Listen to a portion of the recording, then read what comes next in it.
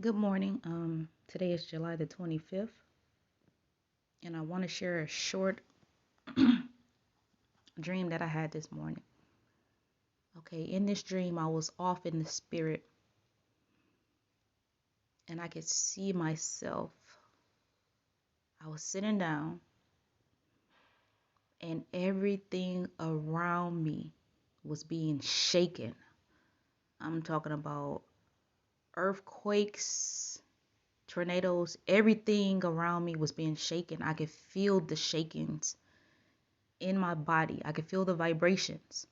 But I was not moved, if y'all understand what I'm saying. I could feel everything going on around me. I could feel all these shakings. But I knew that the Most High God was with me because I was not moved at all. But I could feel these shakings and vibrations in my body. And so I want to share a couple of scriptures. And the first scripture is Acts chapter 4, verse 31. And it says, "And when they had prayed, the place where they were assembled together was shaken, and they were all filled with the Holy Spirit, and they spoke the word of God with boldness."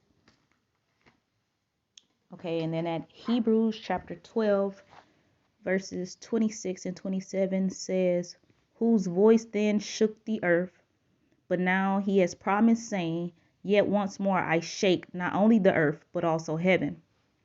Now this yet once more indicates the removal of those things that are being shaken as of things that are made, that the things which cannot be shaken may remain. So I just wanted to come on and share that quick dream with you guys and to tell those who have not repented to please repent.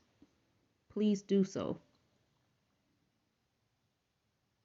because we are in the end. This is the last hour, and there is no more time. There is no more time. So I just wanted to share that short dream. You guys have a good rest of your day.